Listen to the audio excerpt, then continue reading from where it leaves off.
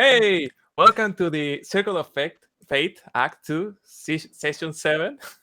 That was a journey.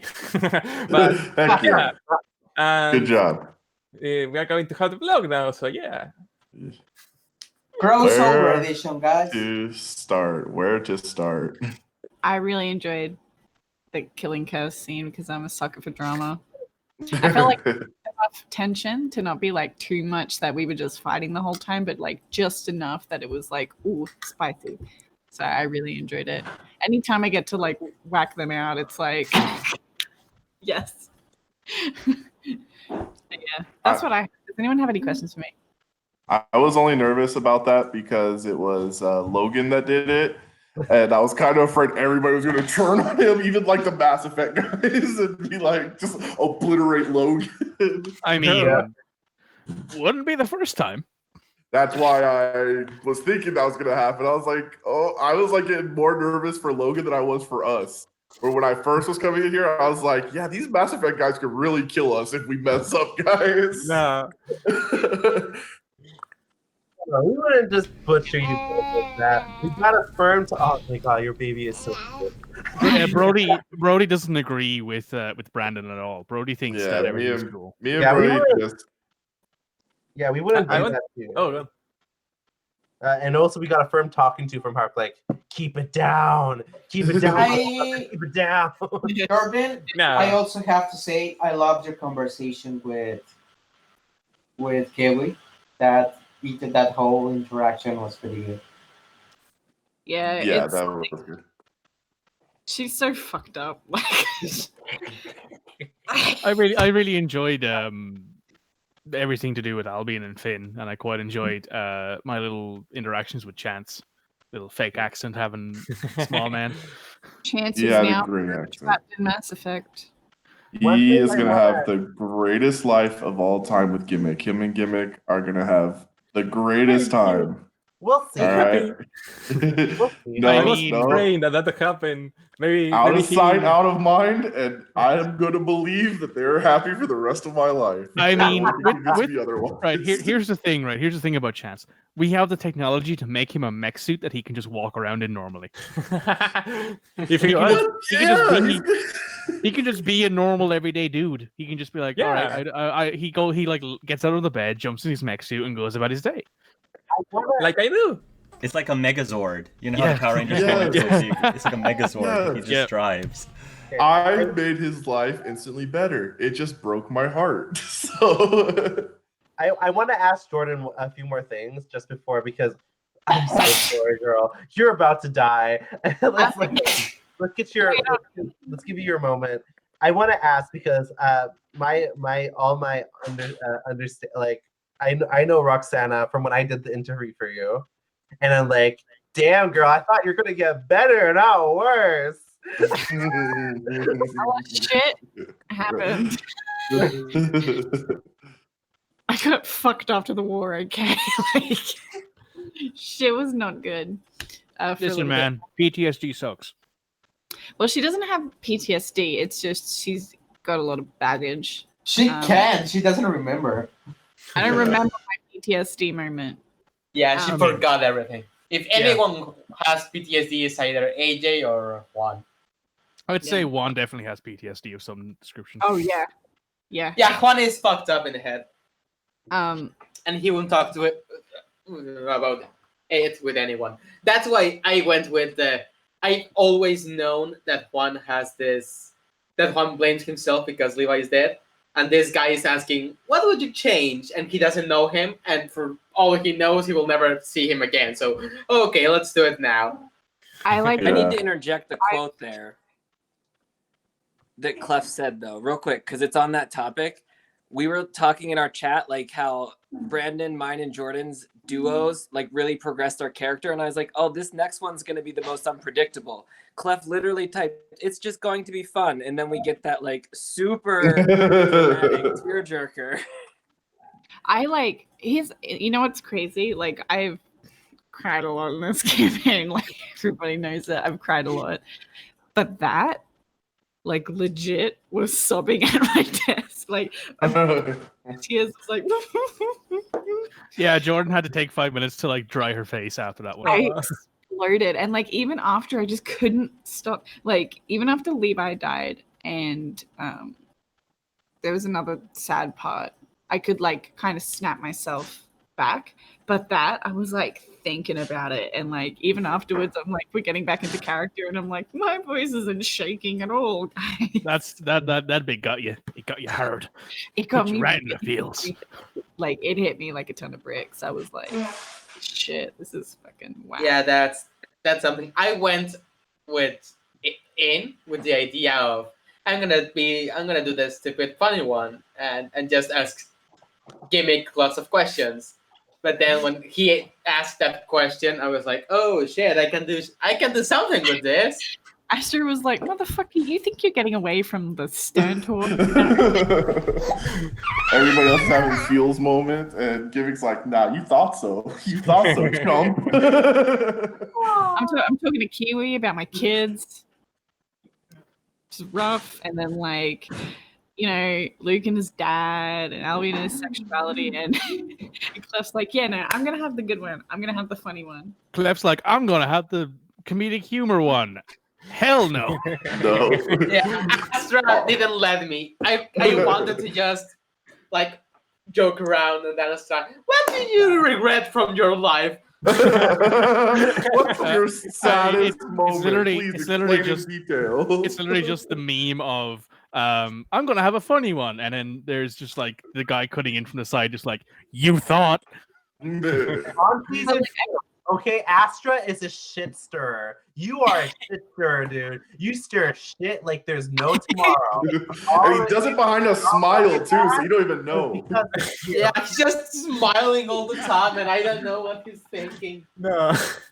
Do you guys want me to share what Chance would have said? Oh, when yeah. you guys asked the question about Yeah. we never got to RP then. I would have loved that as well. I'm glad that, of course, that we got the Juan scene. But it's funny because his response was very similar to what Juan said, because his biggest regret is that he was going to tell Gimmick that back in the war, there was this day, it was the worst day of his life, when he was going to rescue a friend that had been captured, this friend named Brandon. And after he rescued Brandon, they found out that some stuff was going down, and there were all these people who were being attacked. And Chance thought about stopping and helping those people and going back to help those people, but he decided, no, this is the perfect opportunity for them to get away. He needs to get Brandon out of there. And he felt he's regretted that choice, because part of him feels like if he did go back to try to help those people, maybe he could have been around to save Levi. And he wasn't there for Levi. And so ever since then, Chance was just never the same, because he knows that it wasn't his fault per se that he wasn't there for Levi, but he felt unlucky. That was like the unluckiest time he ever felt in his life. And as a leprechaun, feeling unlucky is depressing. And so he's never been the same. Yeah, he's been able to move on to this life of being a pop star, you know, singing, dancing. But I don't think he ever fully recovered. And he loves all of his friends and families. He loves the four of you. He, of course, loves Luke and Leia because they are Levi's kids. But they're not Levi. And none of them will ever replace Levi. And so there's just been this emptiness of him. And I think part of the reason why he thought about staying at the Mass Effect world, when he said there's nothing for him, he didn't mean that as an insult. Like, he wasn't dissing all of you guys. It was just being in that world was a constant reminder that Levi was not there anymore. And so part of him for a moment felt like if he stayed, this was like a fresh start. He would have a new chance, a second chance at a fresh start and try to finally move on. So that was what was going through Chance's head in that moment. Well, he's got gimmick now. It'll be his new Levi. Nathan will 100% try and help Chance as much as he can. Yeah. As much as See, I'm much as he Starting prodded- with his accent. Starting Yeah, with the accent. As much as Nathan prods him about the accent, he's like, "Look, I get you were in a lot of pain, and this will be a chance for you to start again. And Yeah, here's it's something. nice. Here's this mech suit that you can wear, so you can walk around and not worry about standing out because you're that height, essentially. You know, have a somewhat normal life and be able to move on and enjoy the galaxy as a whole. I would do it again for my boy. For your boy. It's somewhat. I like the similarities that's happening between like Juan and Chance, because Juan is also, well, they feel guilty about practically the same thing, about letting Levi die, but they also, both of them, like, become famous. But even then, like, Juan, even to this day, he feels lonely all the time. Like, Oh, yeah. I was just gonna say, so would Chance, because like even because he's been trying to like find a boyfriend since high school. Yeah. And he's still single. Like people Yeah, on our so- planet just don't see him the same. Whereas he has a fighting chance in an alien world. Fighting chance. Like let's so like bad. even if right he doesn't quite fit in like as a human in the mech suit and everything, he still has like he just is a little bit more unique. Like the Mass Effect universe has a lot of weird, wacky, wonderful things in it. And he might not fit in entirely, but he'll fit in enough that people might just be like, oh yeah, sure. I think he'll fit in more than he does in Earth. Like eventually, people will be like, "Oh, that's just Chance. He's awesome." Yeah. I do see a lot of great things with Chance and Gimmick, because they do have a lot in common in that they're different. It's hard for them to fit into this world. Gimmick has this, as we say, childlike personality. Chance is kind of childlike in personality a little bit. He's definitely tries to be more lighthearted, and so I definitely see from that perspective the two of them getting along really well. So can I ask a question? Can Finn and Albion not ever break up? Yeah, They won't. Never. They will They not. won't break it up. Never. It is illegal for Finn and Albion to break up. If they do, I will alter their memories and make them dating again. Oh my God. When I gave him the shield and Hark then puts him into battle, I was like, oh crap, if I had done nothing, maybe he just would have forgot about Finn. Also, you actually now have a way to do that constantly, so you can be helpful in combat from now on forever, because you can just make shit. Especially if I don't get my magic back. That was a hard session to play without like any spells or abilities. Like I really I don't know. I felt kind of useless, but I feel like I did the best I could with. I feel like you did great considering all things considering. You seemed very helpful. I wouldn't know what to do. If you took away my magic, I would have just sat there the whole time and not done anything. Well, not only that, but Al is not a physical person. I couldn't just pick up some sort of, blunt force trauma weapon and like rush into battle, because you could have kept the fucking gun. The machine gun would have been pretty cool. Someone like that I didn't need to shoot. Yeah, accidentally shoots Finn. Yeah, so that was not an option either. Finn shot himself. Yeah, we'll say that. I was just gonna quickly say, I really liked how all the conversations between like the Mass Effect crew and the HP crew, like just before the big fight, kind of progressed like that. It feels like our character arcs have kind of closed now, and we're ready to take on, like, do the final push in the campaign. Somewhat. Yeah. Like people face that last big thing that was on their mind, I think, for the most part. And I really, really enjoyed that. I really enjoyed how, let's say, morally gray Dia was. I fucking loved it. I loved that whole scene with the werewolf, especially. I hope my husband and my son didn't die in Juan's mansion. Please don't kill them. I love them. Too late. They're dead. They're dead. We have for no health too, so don't have your hopes up, girl. I'm gonna hope that they're alive, and I'm gonna believe it until they inevitably die. And what? Anyway, I have a question for Brandon. Yes. So with the way that Luke has historically been acting like he's been annoyed at his sister and can't stand how his sister is all the time, what was it like for him to be without his sister? It was awful. Like that's how come he kind of gravitated towards Rox, because like Rox has been like the motherly figure, but he had both Al and Juan, who both are kind of the motherly figure, but he kind of wanted to gravitate. He used to always having that more female companion his whole life. So like he's like, I need to be near Rox. Like I need to feel like my sister's kind of here, and it was tough. It's super hard, and like we didn't get to really do anything. But now that he's back and everybody seems to be gone, he's gonna be freaking out that his sister and his mom are gone, because like his sister is like his other half, and then like his mom is his mom. So like it was pretty rough on him. I was gonna say symbolically, I also thought, and the other reason why I made the decision to not include her in the session is because the nature of your ability is that you can't see the whole picture without each other, because you can only hear stuff, she can only see stuff. So I thought it would be interesting to be in a position where you don't get that second half.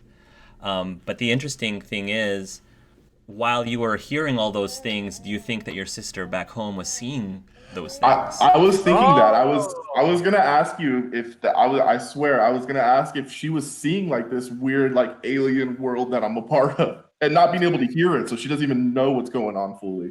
Do you want me to answer that now? Would you rather ask her in roleplay, in RP, if you have the opportunity to ask her? if she's not dead. I'd like to know now, because if she's dead, I'll never know.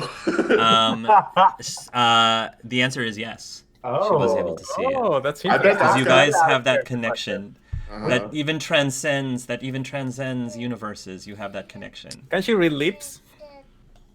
I don't think she can read lips. She can't read lips. No, yeah, it's I was pretty wondering established. if you saw our conversation. I was like, okay, interesting. So she was able to, anything that I was hearing, she was seeing the visuals of that. So she was seeing all this alien world and stuff. But she was also seeing Fenrir and the other, excuse me, and the other Death Eaters and stuff like that. So she knows, you got involved in all that.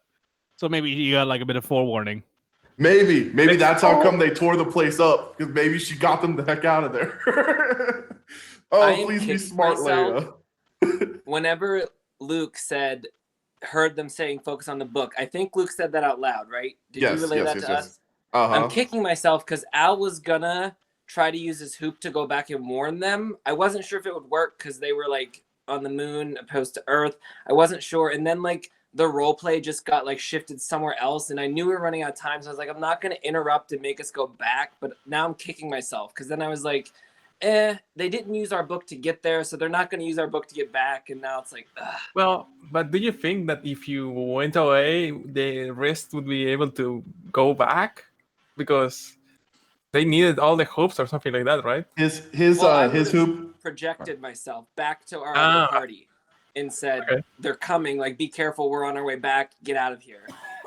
But then I was like, I don't know.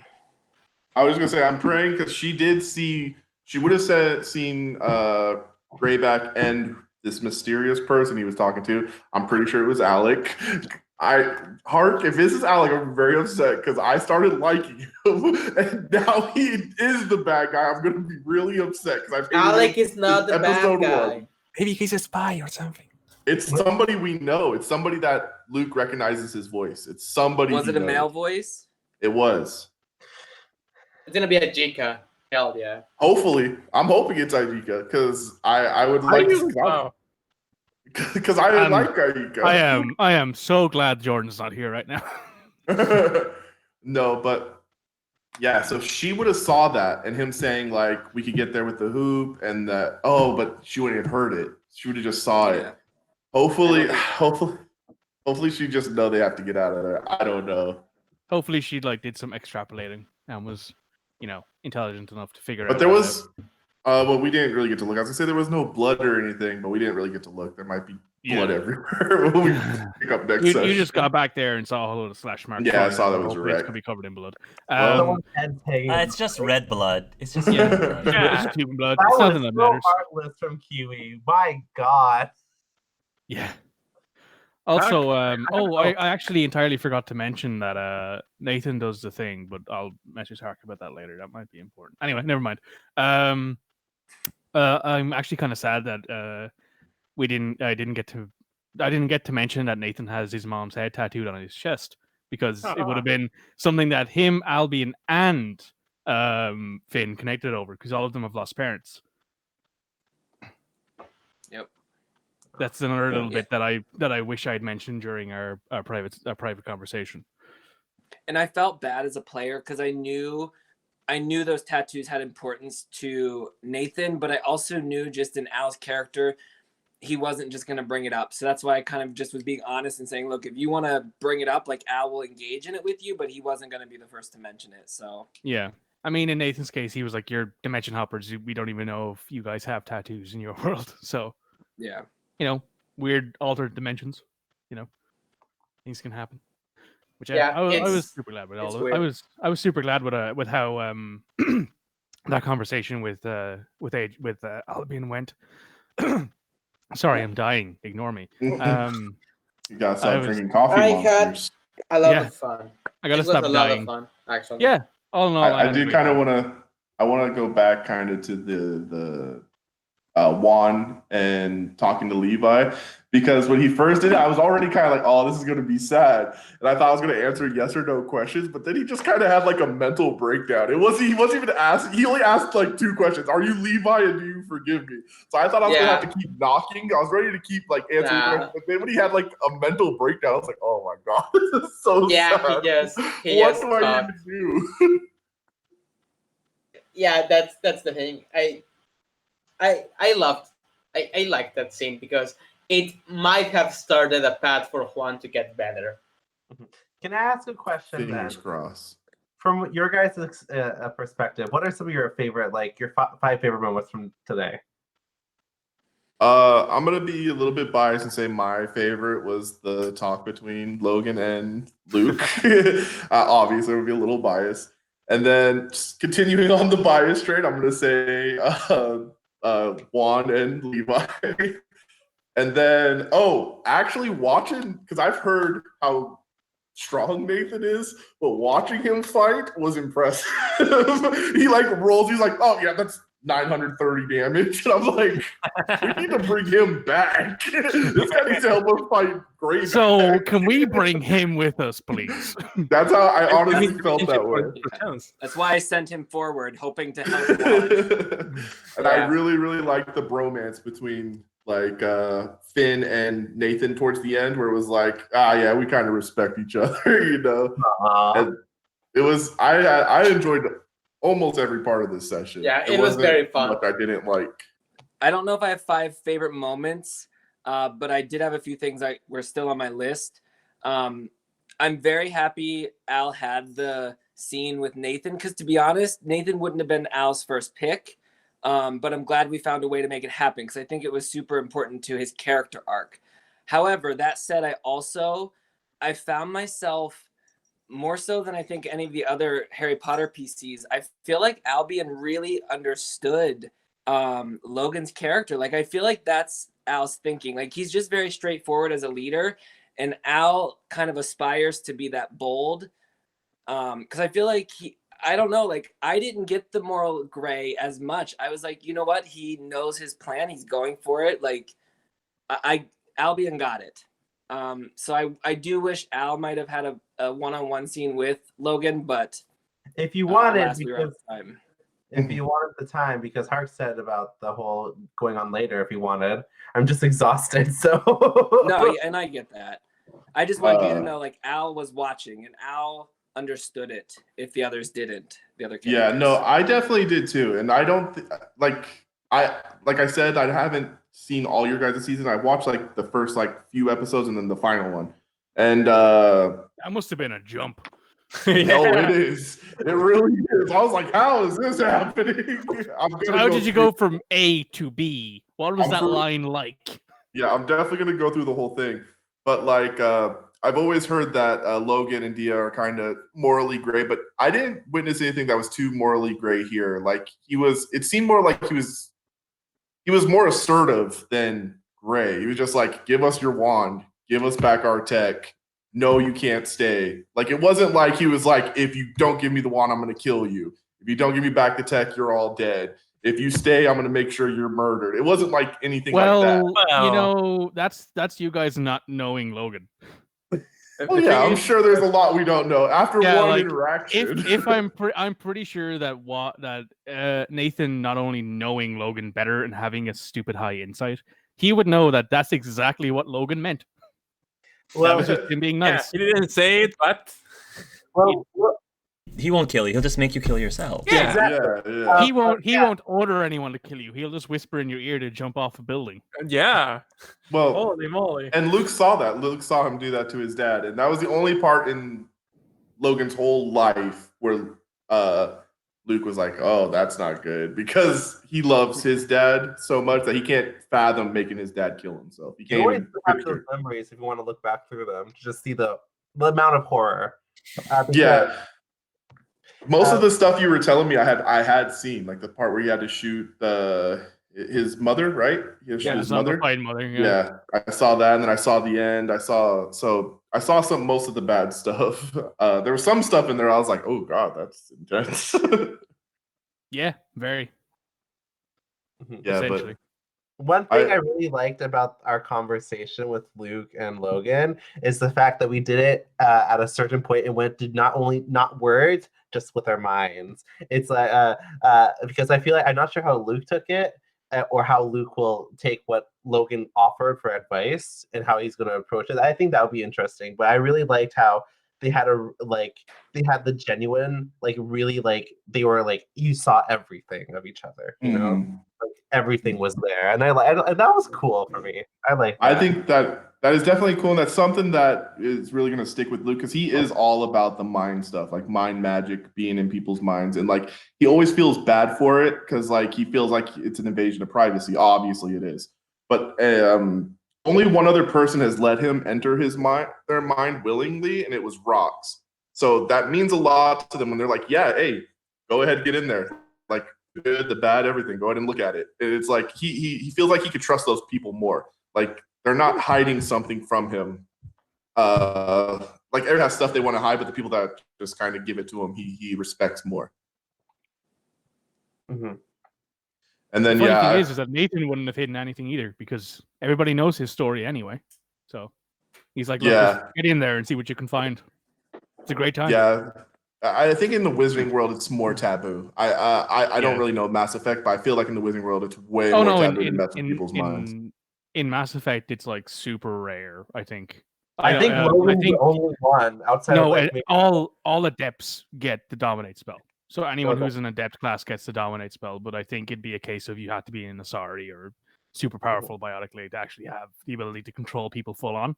But Nathan can't use Dominate, for example, because he's not a strong enough biotic. He's only a Vanguard, so he's like a fourth biotic if you were to use that sort of selection. Like there's full biotic half and then fourth. Nathan's a fourth, so he doesn't have the same raw base power that Logan has. Yeah, baby, he's on camera because he's adorable. Yeah, the fact that Brody's on camera will get Hark more views. I want to check in with your guys' next session just so to see how our characters have impacted and really like change what you guys will do in the end. Either if you are more forward or more unforgiving or more merciful or more forgiving or like however way and how that will change your guys' characters' lives. I'll check out the last. I really want to see how Albion reacts with his dad or Asa from now on. I really want to see that. Awesome. Good. So. Well, that's good, but I want to see how he reacts to his dad doing weird shit like he usually does. Yeah, I feel like Al could end very different, but we'll see. I want to just say before we cut, because I know it's gonna be soon. Astra, I didn't get to comment anything with you, but I thought Gimmick was not only the perfect mix of funny and like comedic relief, but it was smart. So I appreciate that. Even though we didn't get a session with a lot of interaction together, I did appreciate that. So I wanted to add that. It was really good. Yeah, I feel like even accidentally, we all got paired up with the right person somehow. Like everybody we spoke to was the person I think we were supposed to speak to. And like I know Clef wanted Gimmick because he loves the funny characters, and we already said somehow Gimmick warped his mind into having a mental breakdown. And he does it behind a smile, so you don't even realize it. He just smiles at you and makes you break down. After the shit stirrer. Actually, I was watching all the episodes and I was like, oh, let's see how can I, if I get to interact with them, like try to improve or change the way they think.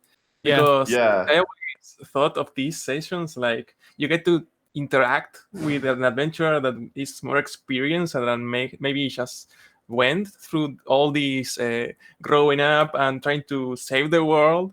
So maybe they can give you some advice. And yeah, I really wanted to give whoever I get to interact with some advices and making. So I hope that Juan improves as a person.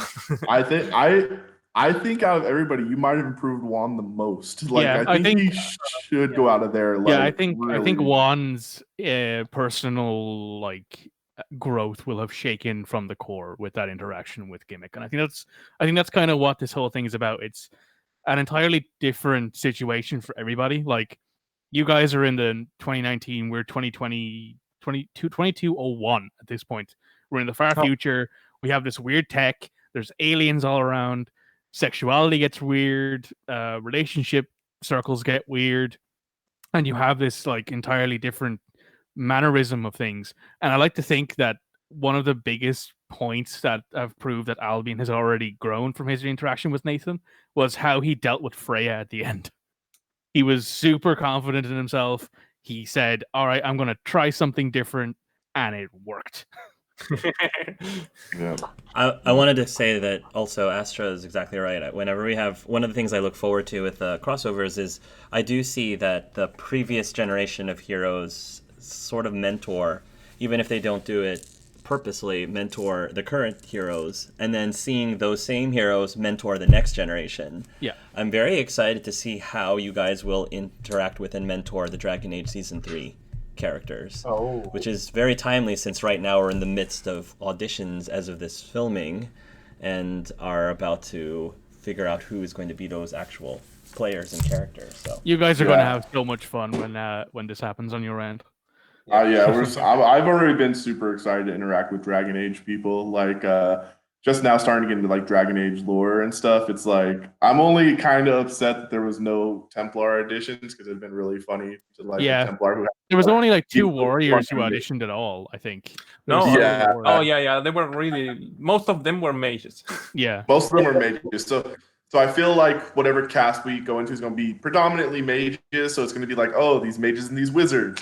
Whereas I hope there was a Templar, like, wait a second, you're telling me there's a whole nother group of this different magic who could do way different things?